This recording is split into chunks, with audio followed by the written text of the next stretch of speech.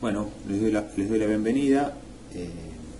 Creo que acá el doctor Gustavo Salle, una de las personas muy admiradas por mí, y que tiene una visión sumamente clara, si bien polémica, no deja de ser cierta, por lo menos es lo que nosotros compartimos y bueno, y avalamos, por supuesto, este análisis de lo que, si bien es, como siempre decimos, circunscripto de alguna manera, no circunscripto, sino él habla más que nada de la realidad de Uruguay, es traspolable a cualquier país, con el tema del fútbol.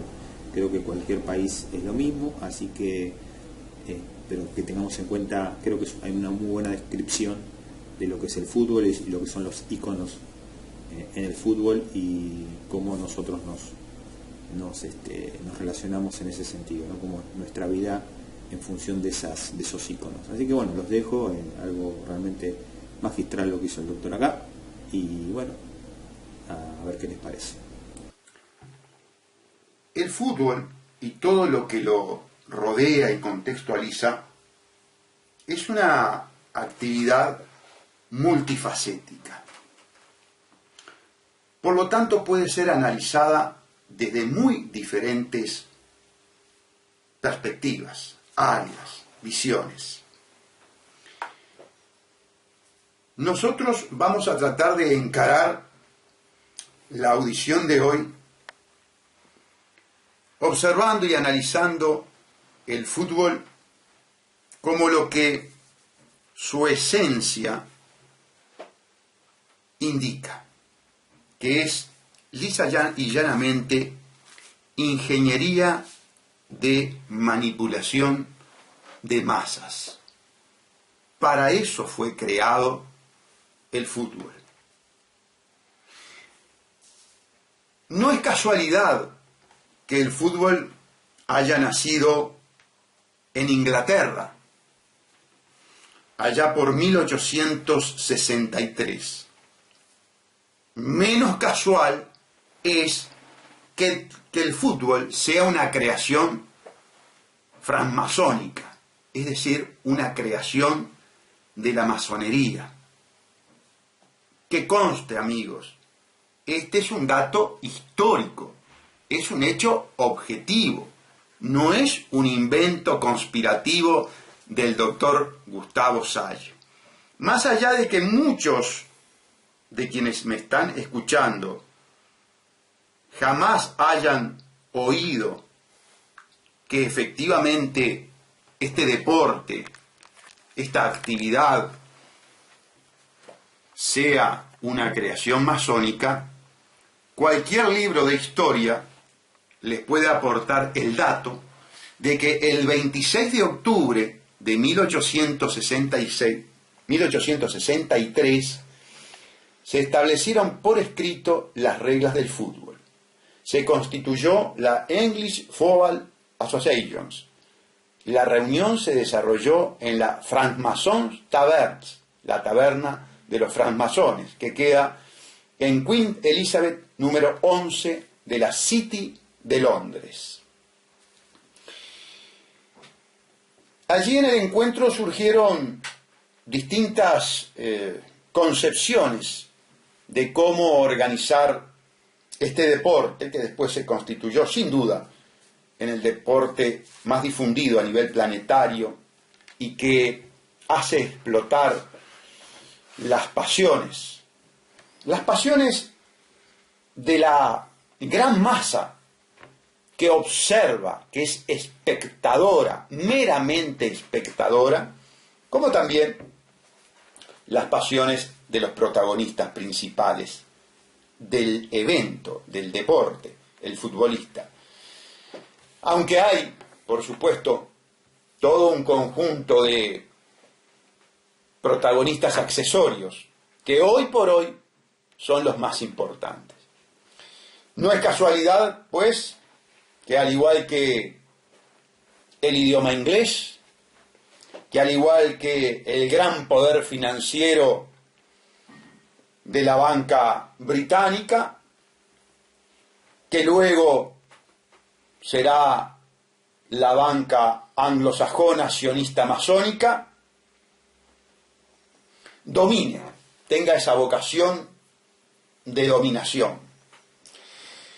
Sin lugar a duda también ha habido una evolución de esta actividad y yo diría que hubo un proceso de mercantilización muy acelerado, cuyo origen lo podríamos situar allá por la década del 70, 80, principios del 80, y que hubo, por supuesto, un protagonista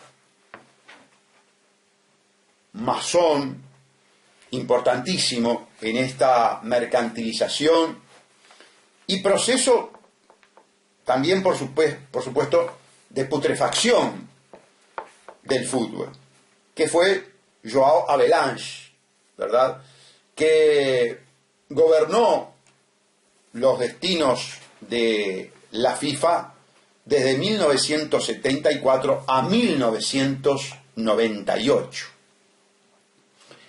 Casi más de 24 años.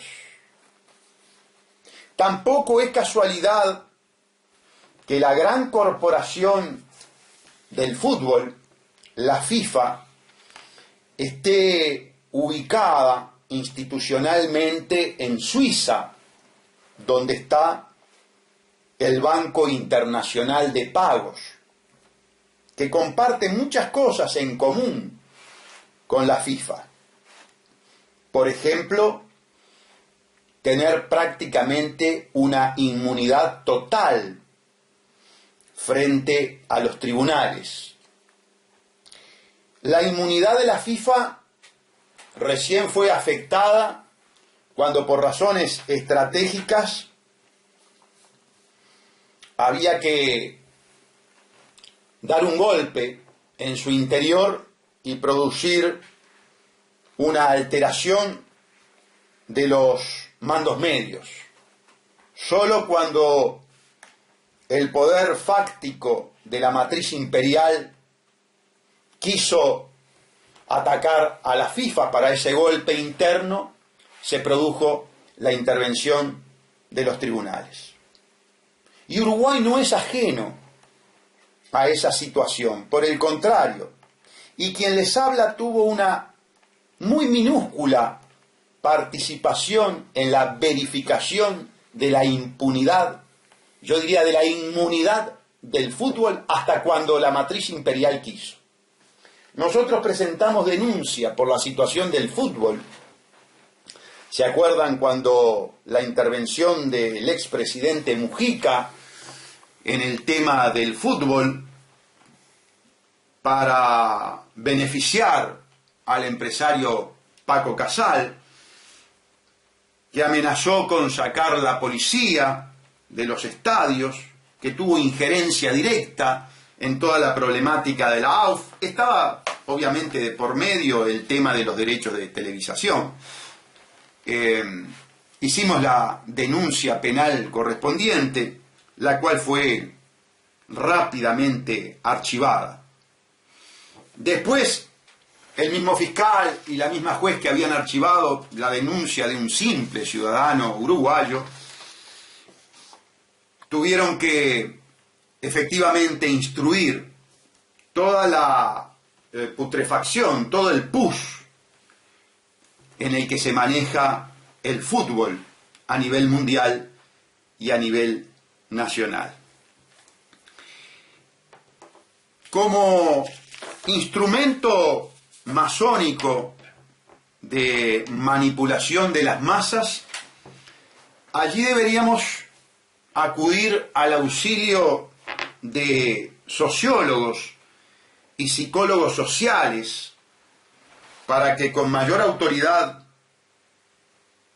de la que puede tener quien está hablando, que solamente por razones de autodidactismo podemos incursionar más o menos en este tema,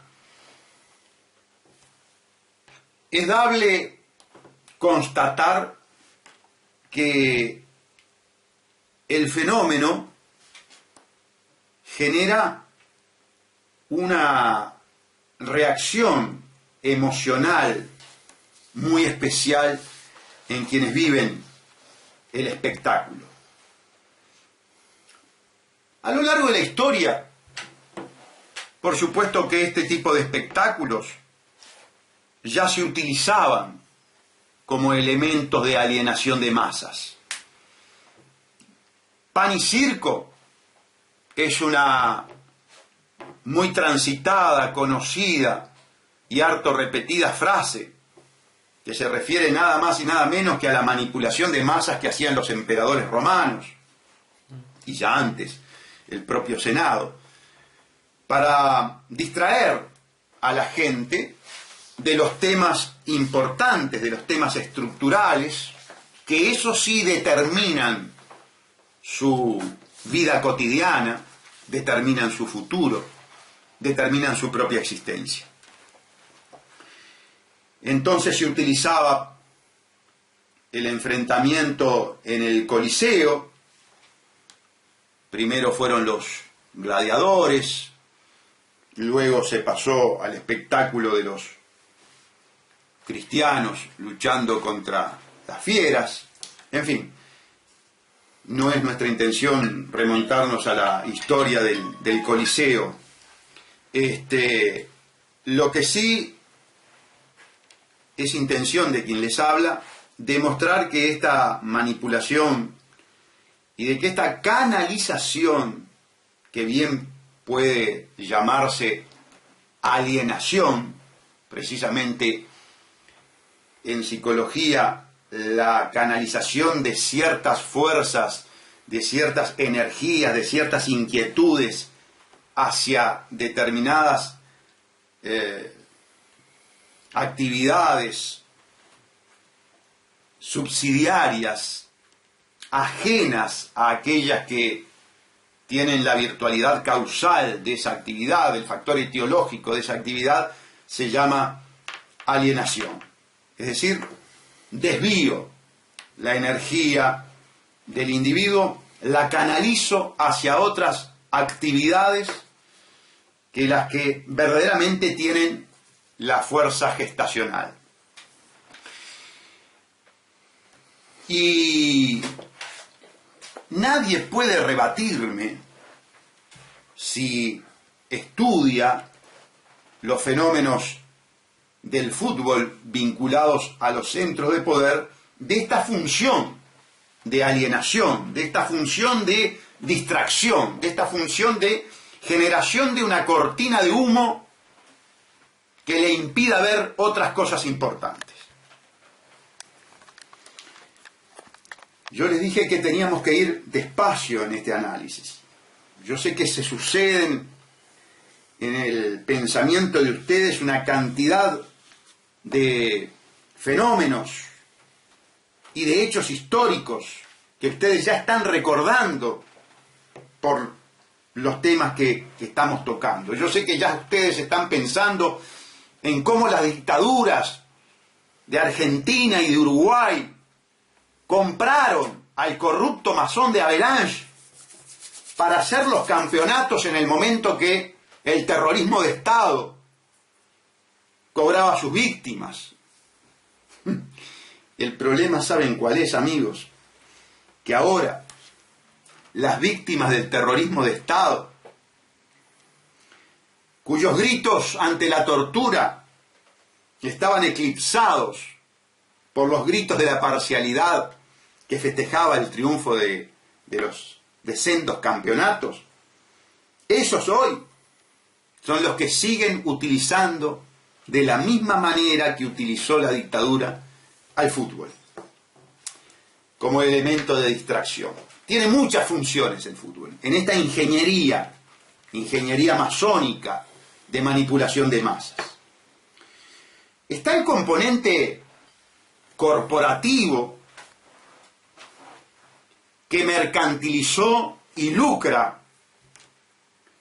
con la actividad del fútbol, que es una actividad que, por ejemplo, en un partido importante de liga o de campeonato internacional puede concentrar a 2.000 millones de personas en el mismo momento mirando por los grandes medios de comunicación el mismo espectáculo.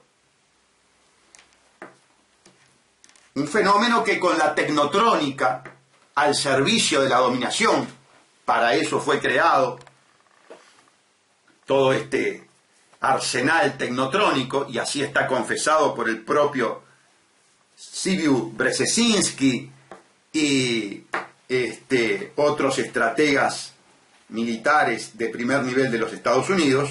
Piensen que todo esto de la tecnotrónica tiene su origen en la investigación con fines militares, que después se extiende obviamente a la faz civil. Le decía que el componente corporatocrático está presente en la esencia misma de todo lo que contextualiza al fútbol. Yo hablo de contextualización del fútbol, porque no estoy hablando del deporte, no estoy hablando del partido que esta noche seguramente me voy a jugar en el Club Náutico con mis amigos, que me encanta, y que inclusive es una experiencia vivencial importantísima. Y permítanme un paréntesis, ¿cómo no será de pasional este deporte, esta actividad humana, que muchas veces amigos que al terminar el partido vamos a tomar un refresco o una cerveza, en el partido tenemos situaciones de conato, es decir, situaciones que podrían terminar en violencia? Es cierto que el desgaste físico que se hace durante la actividad no permite oxigenar debidamente el cerebro, y por lo tanto hay un problema allí de carácter neurológico, donde los frenos respiratorios quedan un tanto aletargados, y por eso se produce este tipo de situaciones. Con las masas sucede algo diferente. Con las masas tenemos al fenómeno de los multimedia, es decir, esos gigantes de los grandes medios de comunicación al servicio de las corporaciones, que son sus dueños, para utilizar esta actividad como ingeniería sociológica, como ingeniería de masas. Que los multimedia utilizan el fútbol para alienar. Y miren, amigos, basta mirar esta noche Tele 12, basta mirar el 10, basta mirar BTV, basta mirar el Canal 4, y allí veremos cómo tal vez más de un tercio del informativo esté destinado a el fútbol. Y no solamente a tal o cual partido, no solamente a tal o cual gol, sino que vamos desde la vida privada de esta suerte de héroes de los multimedia, de estos estereotipos comportamentales creados por los multimedia, cuyo heroísmo se basa en el hecho de meter un balón dentro de un arco. Y esa es la máxima y exponencial acción que lleva a que los multimedia y las grandes corporaciones construyan de estos individuos, la gran mayoría, no todos, la gran mayoría, con enormes problemas de educación, con enormes problemas de formación educativa, cultural. Son los escogidos para que nuestros jóvenes y nuestros niños construyan una ilusión. Y cuanto más pobres y cuanto más ajenos al sistema educativo, cuanto más lumpenizado están, mayor es su pasión y mayor es la concentración en ese estereotipo comportamental que es el héroe del fútbol. Amigos, yo tengo, no digo la suerte, con mi esfuerzo, la prioridad existencial de viajar. Y ciertamente no es mentira que en el mundo se nos conoce más por nuestros héroes deportivos,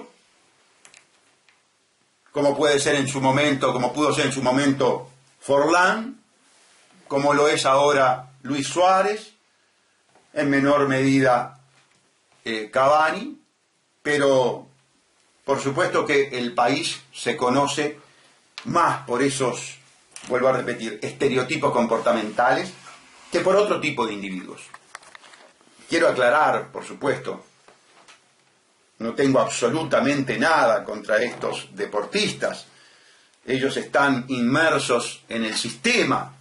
Yo estoy haciendo una descripción crítica del sistema. Es más, por supuesto que admiro el juego de ellos. Pero estamos, vuelvo a repetir, en esta descripción del fútbol y lo que lo rodea, que es más, para nosotros es mucho más importante en este análisis. El otro tipo de temas se lo dejamos para el tercio de los informativos, que ustedes muy informados, por supuesto, están a través de los periodistas deportivos, que casualmente pocos mencionan este tipo de connotaciones de ingeniería social. Yo les decía que es una actividad multifacética, estamos analizando distintos aspectos. Vemos el rol que desempeña como factor de alienación en cuanto a la construcción de superhéroes comportamentales cuya única destreza es simplemente pegarle bien a un balón. Pero paradójicamente esos individuos marcan desde el calzoncillo, que luego usarán los jóvenes, hasta el corte de pelo.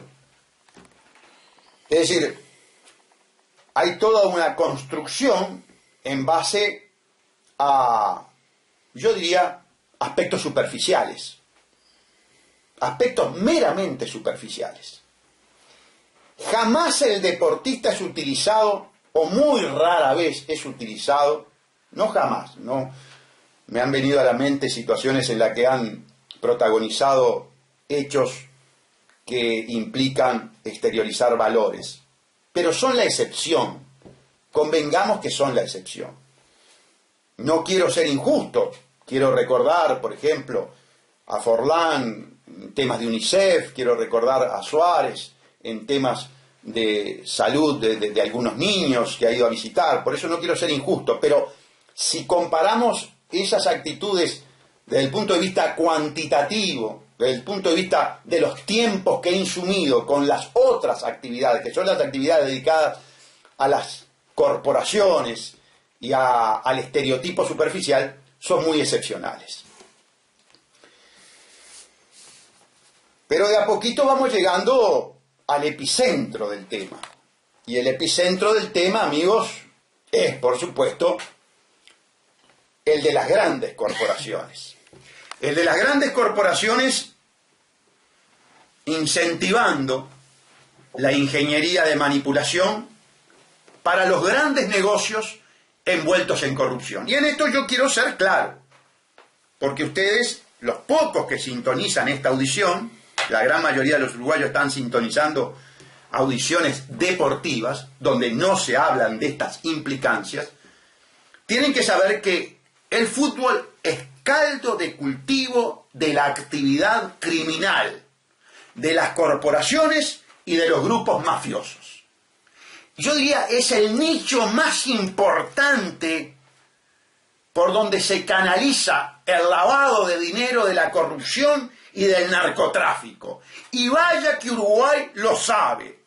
Uruguay tiene el monumento al narcolavado procedente de los corruptos del fútbol, vinculado con las grandes constructoras que por el momento están impunes. Me refiero al monumento del Hyatt, el Hotel Hyatt, ahí donde están las letras que puso Martínez. ¿Fue Martínez o fue Olivera la que puso, o fue el otro, el paisajista que nos dijo que iba? No, bueno, no me acuerdo cuál de los intendentes fue el que puso Montevideo, el que se salvó por el pen, que se le rompió. Arana. No, bueno,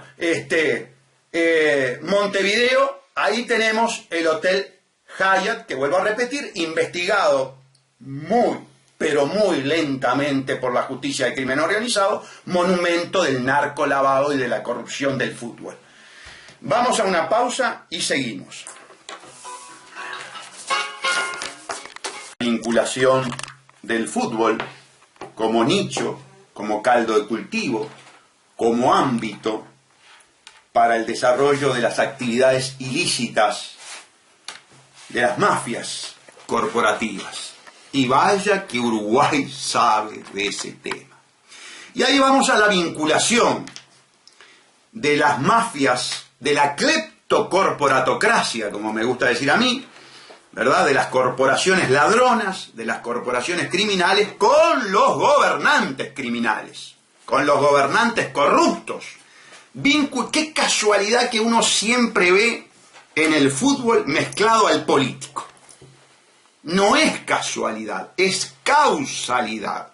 Claro, si habíamos quedado que es una actividad que sirve de ingeniería de masa para alienación, para generar la ludización mental, la estupidización del pueblo, la estupidización del pueblo, vale decir que el individuo como un estúpido esté más preocupado y llegue a matar, llegue a cegar la vida de un jovencito por unos trapos, muchos de ellos con simbología masónica, como por ejemplo el Barça, lleno de simbología masónica, un equipo masónico 100%, entre los muchos que son masónicos, ¿cómo no vamos a tener vinculado al político? Hay una simbiosis funcional y eso es lo que tenemos que denunciar. Cuando vemos al político que sale a pontificar con respecto a la violencia en el fútbol, le tenemos que decir, usted no es la solución, señor político, usted es parte del problema, señor político. Usted es el que promueve y estimula la estupidización de masas para después robar al pueblo, como lo está robando, como lo robó Dilma con el campeonato mundial, generando una legislación bochornosa de excepción a favor de las grandes empresas corporativas. Ustedes saben que el Parlamento de Brasil votó una legislación de excepción llamada Ley General de la Copa. Las condiciones impuestas por la FIFA para ceder la sede a Brasil hicieron que su Congreso tuviera que aprobar una ley de excepción llamada Ley General de Copa, validada en última instancia por el Tribunal Supremo de Brasil. Esta ley pasa por encima de toda la legislación vigente del país, permite la creación de zonas de exclusión alrededor de los estadios, en espacios públicos, un cerco militar y la excepción de impuestos alrededor de 10 billones de reales, 4.500 millones de dólares para garantizar que FIFA y las corporaciones patrocinadoras aseguren sus ganancias. Crea además nuevos tribunales que están alrededor de las canchas y quien comete una violación de esta ley es juzgado por esos juzgados de excepción. Toda una verdadera manipulación anticonstitucional para favorecer a las grandes corporaciones. Bueno, obviamente que en esas grandes corporaciones teníamos a Adidas, teníamos a McDonald's, teníamos a Coca-Cola, entre algunas de las que solamente había de ejemplo quiero mencionar. Los costos de inversión de infraestructura dieron lugar a escandalosos sobreprecios que en algunos casos llegaron a 10 veces el valor presupuestado. Este es el resultado del gobierno de Dilma, que entre otros actos de corrupción tiene el de los sobreprecios en el tema del campeonato, y que el PIT-CNT nos la trae como ejemplo para los obreros uruguayos. Yo le pregunto a los sindicalistas, a la cúpula dirigencial sindical del PIT-CNT que trajo a Dilma a darnos cátedra de antineoliberalismo. ¿Quién puso a Temer de vicepresidente? ¿Quién puso al Harvard Meireles y al Harvard Mantega en el equipo económico? No, muchachos, no se equivoquen, o mejor dicho, no engañen a las masas ustedes también. Pero esa fue una digresión al pasar. Les decía entonces que la actitud del gobierno de Brasil, que por cierto generó una ola de indignación, al punto tal de que Dilma no pudo oficiar de oradora en la apertura, porque se temía la reacción del pueblo de Brasil, mal que le pese al fraudeamplismo uruguayo. Le decía entonces que es caldo de cultivo, que es nicho de la gran corrupción de las corporaciones. Bueno, amigos, ustedes saben del affair de la FIFA, ustedes conocen el affair, los negociados de papeles de Panamá, con todo lo vinculado al fútbol. Y vaya que quien está hablando conoce de ese tema. Nunca se gestó por parte de los políticos del país una comisión investigadora en relación al perdón tributario criminal que otorgó el gobierno de Mujica, fundamentalmente el ministro de Economía Lorenzo, pero estoy prácticamente seguro que actuando con pleno conocimiento y ejecutando órdenes de Mujica. Vuelvo a repetir para que quede claro, ¿no? Para que salga bien en la grabación, por las dudas si alguno quiere accionar jurídicamente contra el doctor Salle. Yo me hago cargo de lo que estoy diciendo. Estoy hablando de el perdón tributario criminal del señor Mujica, del expresidente Mujica y actual senador, muy metido en todos los escándalos de fútbol de su gobierno, en favor de Paco Casal, que la justicia se ha cansado de archivar, que juez y fiscal se han cansado de decirme no quiero investigar este tema.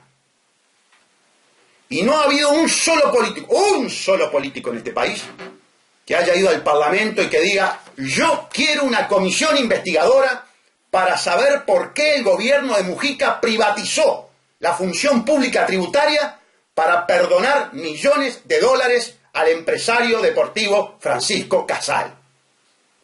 Y yo les voy a decir por qué. Porque en ese tema están metidos políticos de todos los partidos, o sea, del partido del nuevo orden mundial.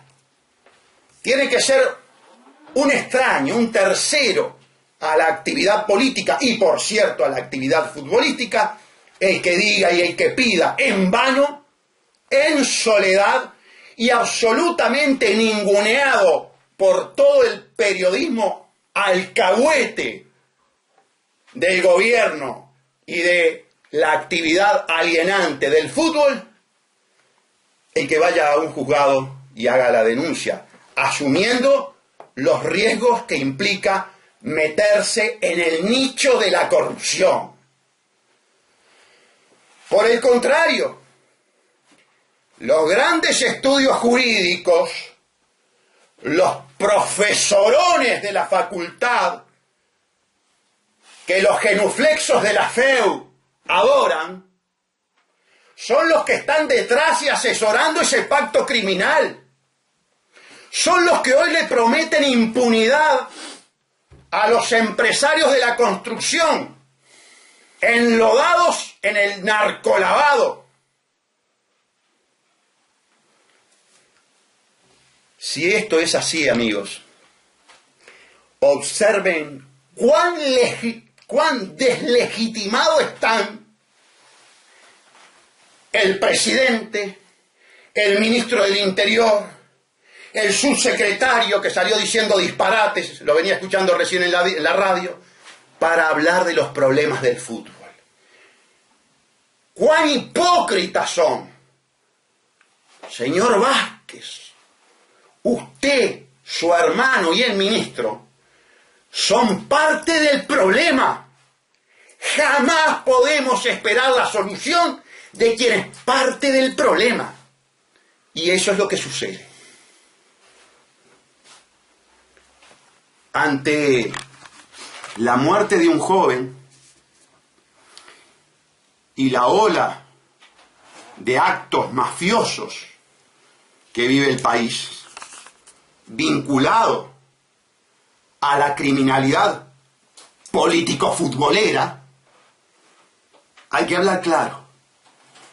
Por supuesto que los que lucran, los que se enriquecen con la actividad político-futbolera ontológicamente criminal, no van a hablar así. Al contrario, van a tratar de descalificar toda esta argumentación del doctor Salle. Pero la historia y los hechos no se pueden negar, están ahí. El desastre que vive Uruguay en materia de seguridad interna, potenciado, maximizado, estimulado por las mafias del fútbol en simbiosis con la política. Recuerdan que en estos micrófonos el doctor Salle les comentó la anécdota, cuidando a la fuente, que es pero muy vinculada al fútbol, de cómo la barra brava, un elemento de la barra brava de Nacional, colaboró para que un candidato en la interna del fraude amplio, del refraude amplio, se beneficiara con 200 votos de barra bravas de Peñarol. Así que no me vengan a hablar de que no hay una simbiosis funcional, está más que probado. Si hay simbiosis funcional, si hay empresarios deportivos vinculados al monumento del narcolavado que es el Hyatt y vinculado a las offshore panameñas que en el 99.9% son para cometer delito, que quede claro, porque por ahí sale algún abogado alcahuete o algún contador alcahuete pagado a decir no, las offshore per se en sí misma ontológicamente no son delictivas. Claro que no, pero no nos tomes por estúpido, que entre el deber ser y el ser siempre ha habido un abismo. Y en el ámbito del ser, en el ámbito de la realidad, las offshore, mal que nos pese, en el 99.9% es para cometer delito. Punto. Eso es así. Entonces, cuando usted entra a analizar todos estos aspectos, dice, no es de extrañar, lamentablemente, dolorosamente, que haya muerto un joven, que haya muerto, que lo hayan matado a Hernán Fiorito. Y lamentablemente, lejos de lo que decía el padre, devastado por la muerte de su hijo, no quisiera estar ni un minuto en el pellejo de ese señor, que sirva para que no vuelva a acontecer. Yo le tengo que decir, al señor Fiorito, que más allá de sus mejores intenciones, proferidas en un momento de inconmensurable dolor, eso no va a ser así. Seguirán habiendo muertes en el deporte. Seguirán habiendo muertes en el fútbol. Seguirán habiendo muerte entre los parciales del fútbol. Mientras a nivel cupular,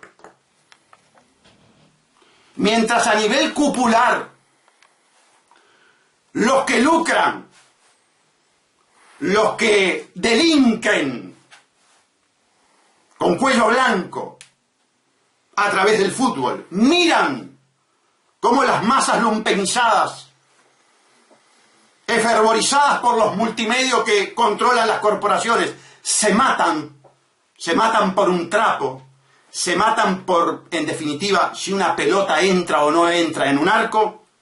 Ellos seguirán haciendo grandes negocios con etiquetas azules y etiquetas negras de por medio, o verdes, o doradas, siendo amigos, haciendo negocios, mientras, permítanme el término descomedido que no acostumbro a utilizar, mientras los giles se matan a nivel de la base. Pero amigos, no es de extrañar, es un invento masónico. Y la masonería tiene un símbolo, la pirámide y el ojo. La pirámide es todo ladrillo, o sea, material igual, estandarizado, inorgánico, sustituible. Y arriba, el ojo que todo lo ve, el órgano tal vez más complejo e importante que tiene el ser humano. Y esa es la visión que tiene el masón con respecto a la realidad. Ellos son la materia pensante. Ellos son la élite. Lo otro es el ganado. Lo otro es todo igual. Lo otro se llama recursos humanos. Es sustituible. No importa lo que suceda con ellos. Son perfectamente intercambiables. Yo sé que este análisis es un análisis duro, porque sé que lo estoy haciendo en el ámbito de un pueblo extremadamente futbolero. Sé que tiene un contenido,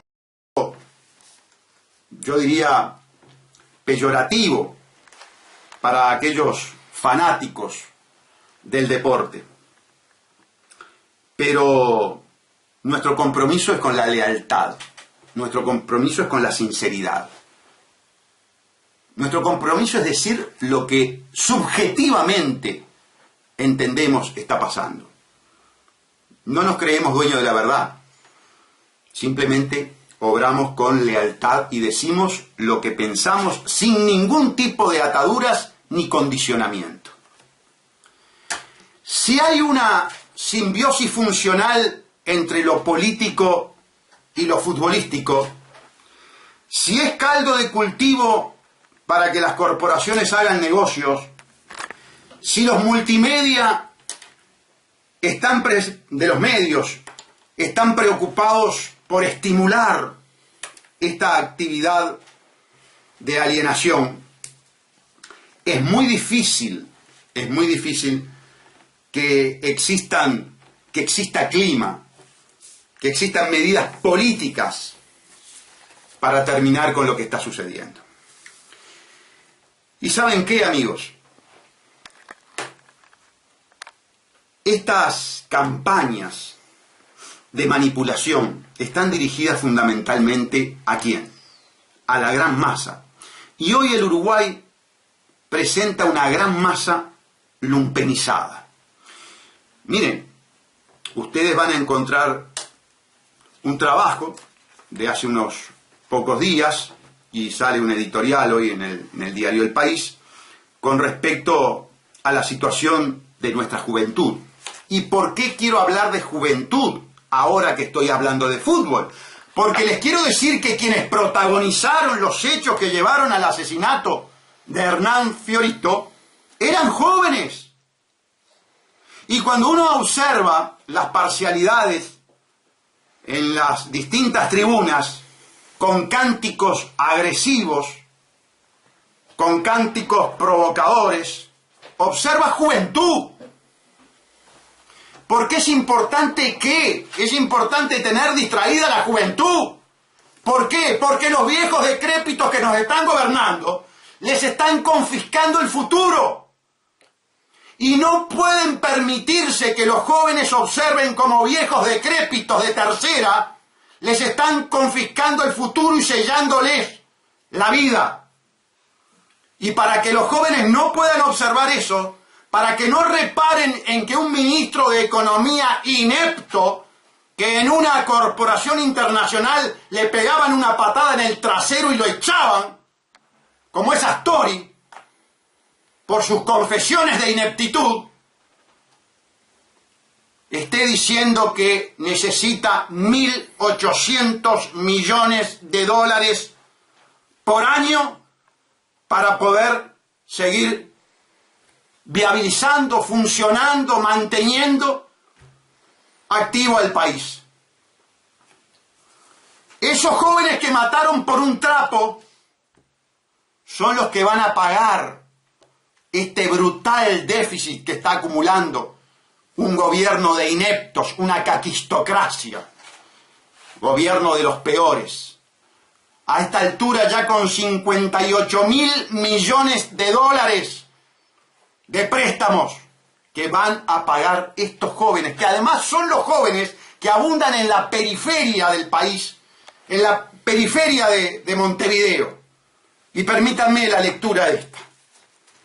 La investigación da cuenta de que la mayoría de los adolescentes infractores tuvo problemas serios.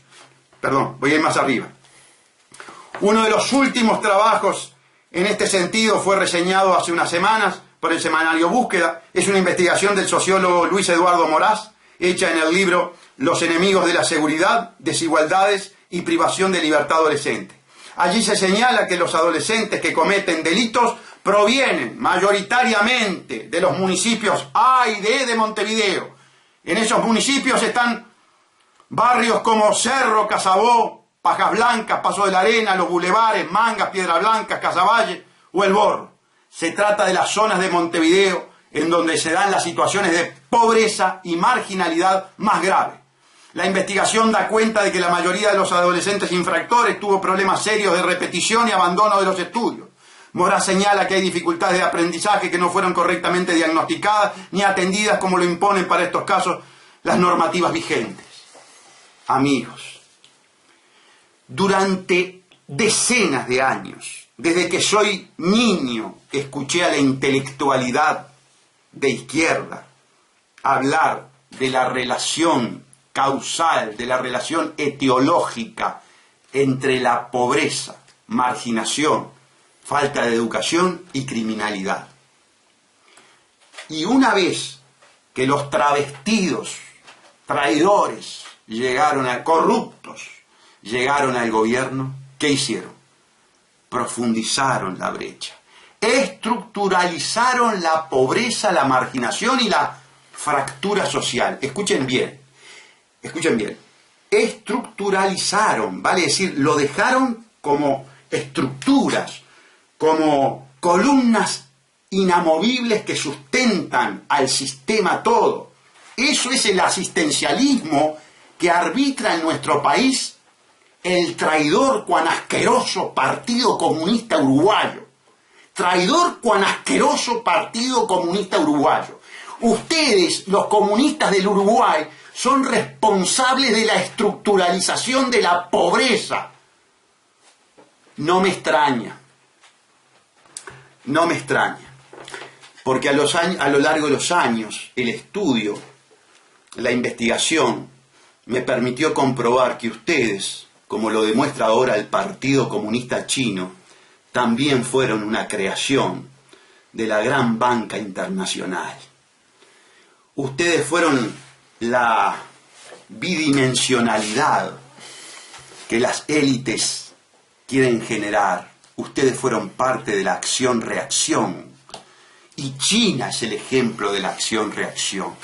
Esa China, con un salvaje partido comunista chino, el que le pagó el viaje a Hebert y a la comitiva del Partido Nacional, que hoy está disfrutando por China.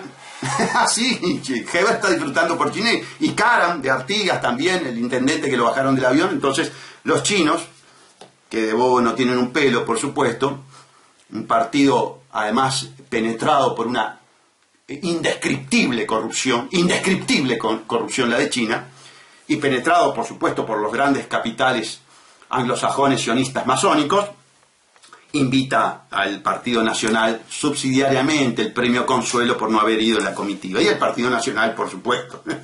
Los políticos del partido se prenden. Con un viaje de garrón se prenden a cualquier cosa. Pero bueno, les decía entonces que la estructuralización de la pobreza, de la marginación, de la falta de educación, de la fractura social, es viable, prospera, no tiene reacción. ¿Por qué? Porque quienes la padecen están manipulados. Quienes la padecen están más preocupados por ir a robar banderas que por su propio futuro o por la situación de sus propios hijos, que los comienzan a tener en la adolescencia, o por la educación que están recibiendo. Y porque el estereotipo que le vende las corporaciones, los grandes dueños de las corporaciones, cuyos hijos sí van a Harvard, a Yale, a Princeton, es: no te preocupes por el aspecto educativo. Vos fíjate estos muchachos, fíjate estos estereotipos, fíjate estos crap, cómo ganan millones. Están un poquito, no todos, pero una gran mayoría están un poquito por encima del Pithecanthropus, pero no obstante la hacen en balde. Y entonces ese es el señuelo, esa es la zanahoria que moviliza a miles de millones de jóvenes en el mundo, sin pensar que los grandes ídolos son 3, 4, 5, 10, 15, 20, 200. Nada más que eso. Los demás son como los ladrillos de la pirámide de los Illuminati. Material recambiable, material inorgánico, no importa, recursos humanos. ¿Y saben qué? Los recursos humanos sobran, estamos sobrando. Cada día se fabrican por doquier. Bueno, amigos, espero que la audición haya sido de vuestro agrado, aunque confieso que, tratándose de un país netamente futbolero, más de uno se habrá sentido muy molesto con nuestro discurso. Será hasta el lunes que viene.